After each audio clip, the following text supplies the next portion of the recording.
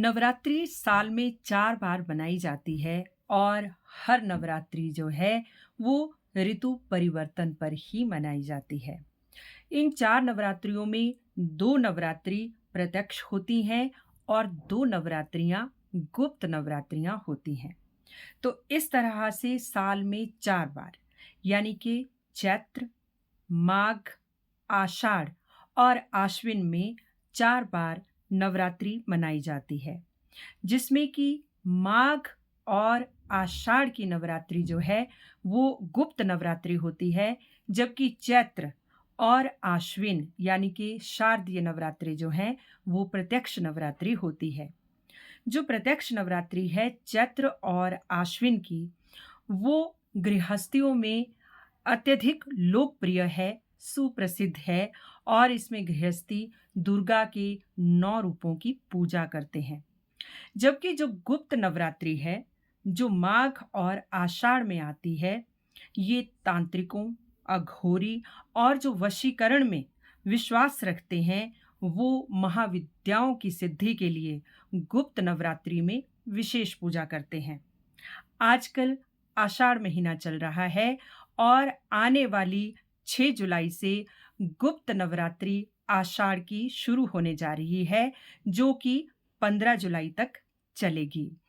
तो इस बार आषाढ़ में नवरात्रि 10 दिन की आ रही है और इसमें जो है जो तंत्र विद्या या जो महाविद्याओं की साधना करते हैं विशेष रूप से, वो 10 माताओं की महाविद्याओं की साधना करेंगे या हर बार करते हैं।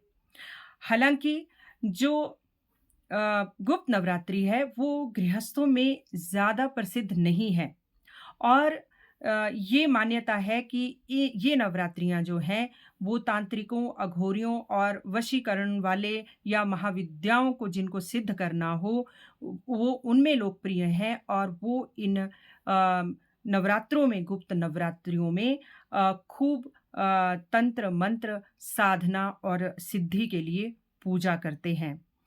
इन नवरात्रियों को गुप्त इसलिए भी कहा जाता है क्योंकि इसमें गुप्त साधनाओं की सिद्धि के लिए पूजा की जाती है और जो तंत्र साधना में विश्वास रखते हैं वो इसमें विशेष पूजा करते हैं, जैसे अघोरी या तांत्रिक या वशीकरण वाले। और जो गृहस्थी हैं वो अगर इन गुप्त नवरात्रियों में पूजा करते हैं तो वो महाविद्याओं की जगह दुर्गा के जो 9 रूप हैं, उन्हीं की पूजा करते हैं। तो जो दुर्गा के 9 रूप हैं और जो महाविद्याएं हैं, ये जो है अलग-अलग हैं।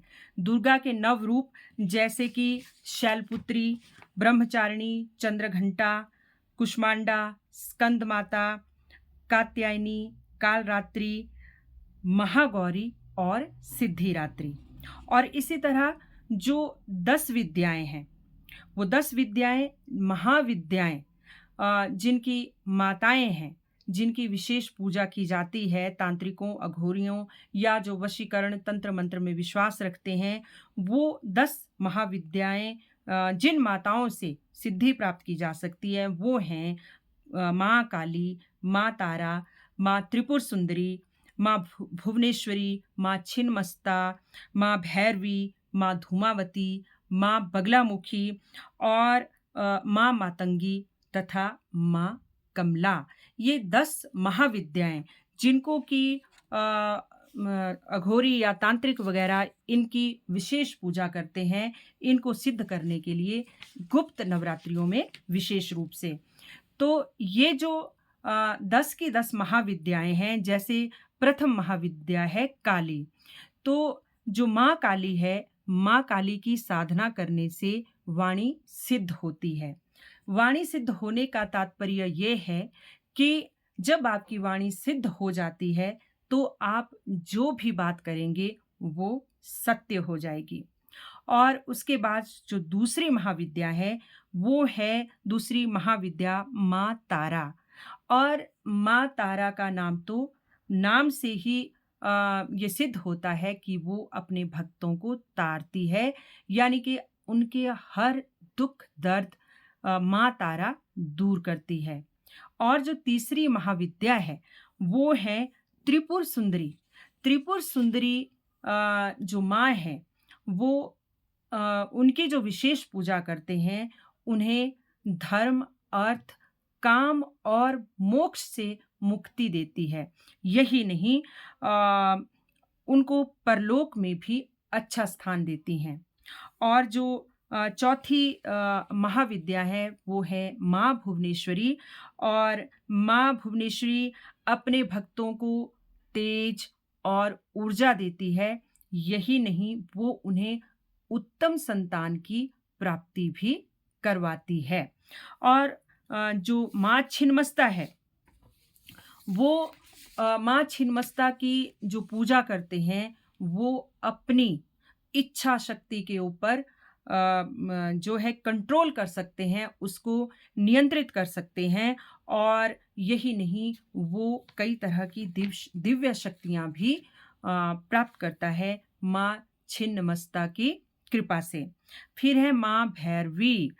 माँ भैरवी की पूजा करने से आर्थिक उन्नति तो मिलती ही मिलती है, बल्कि साथ ही हर तरह के भय से भी व्यक्ति विशेष को जो माँ भैरवी की पूजा करते हैं, उससे उनको जो है हर तरह के भय से मुक्त करवाती हैं। और अब है सातवीं विद्या माँ धूमावती। माँ धूमावती शत्रुओं का नाश करती हैं, हर तरह के भय से मुक्त रखती हैं और जीवन में किसी भी व्यक्ति के जीवन से अभावों को दूर करती हैं। अब बात आती है आठवीं महाविद्या माँ बगलामुखी। माँ बगलामुखी तो सर्वप्रिय है, गृहस्थों में भी बहुत लोकप्रिय है। और गुप्त नवरात्रि में माँ बगलामुखी की विशेष पूजा करने से जो है विशेष सिद्धियां प्राप्त होती हैं और अपने लक्ष्यों की भी प्राप्ति होती है। ये हमें विद्या, कीर्ति और हर तरह के भय से मुक्त रखती हैं और यही नहीं, वाणी को भी सिद्ध करती हैं।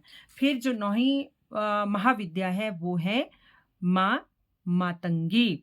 माँ मातंगी जो है वो गृहस्थों को सुख देती है, कुंडली को, अपनी जो कुंडलिनी है उसको जागृत करने में भी जो है भक्तों को कृपा करती है और कई तरह की सिद्धियों की प्राप्ति के लिए उनकी पूजा की जाती है। और जो 10वीं महाविद्या है वो है माँ कमला। माँ कमला यानी कि माँ लक्ष्मी। और माँ लक्ष्मी, माँ कमला, इस महाविद्या की जो भी विशेष पूजा करते हैं उनको वो धन धान्य से भर देती हैं। तो इस तरह से आने वाली 6 जुलाई से आषाढ़ महीना जो चल रहा है, इससे गुप्त नवरात्रि जो है प्रारंभ हो रही है। अगर आप गृहस्थ हैं तो आप नवदुर्गा की पूजा कर सकते हैं। और अदरवाइज जो भी लोग हैं जो गुप्त नवरात्रि में कोई भी सिद्धि हासिल करना चाहते हैं, वो गुप्त नवरात्रियों का इंतज़ार करते ही करते हैं और इन सिद्धियों को हासिल करने के लिए इन 10 महाविद्याओं की विशेष पूजा करते हैं और विशेष सिद्धियां भी प्राप्त करते हैं। तो इसी के साथ आज के लिए बस इतना ही। जय हिंद, नमस्कार।